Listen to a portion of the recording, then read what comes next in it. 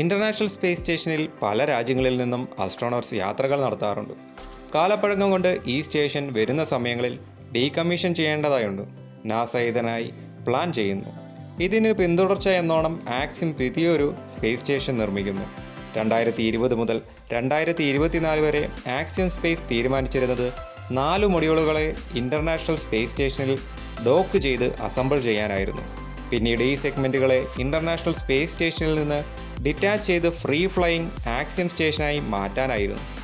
Axiom സ്റ്റേഷനിലെ crew ക്വാർട്ടേഴ്സിൻ്റെ design 2018 conceive ചെയ്തിരുന്നു. ഫ്രഞ്ച് ആർക്കിടെക്റ്റും ഡിസൈനറുമായ ഫിലിക്സ് സ്റ്റാർക്കാണ് ഈ ഓർബിറ്റൽ സെഗ്മെൻറ്റിൻ്റെ ഡിസൈൻ ചെയ്തത്. ഈ ചേംബറിൽ 3D റെൻഡറിങ്ങിൽ 100-ലധികം കളർ ചേഞ്ചിങ് LED ലൈറ്റുകൾ നൽകിയിരുന്നു. കൂടാതെ ഓർബിറ്റൽ സെഗ്മെൻറ്റിൽ വിവിധങ്ങളായ സൗകര്യങ്ങളും നൽകുന്നു. High speed wifi, video screens, picture windows, cupola എന്നുപേരുള്ള ഗ്ലാസുകളും. ആക്സിം ഈ ഗ്ലാസിനെ വിശേഷിപ്പിക്കുന്നത് സ്പേസിലെ ഏറ്റവും വലിയ വിൻഡോ ഒബ്സർവേറ്ററി എന്നാണ്.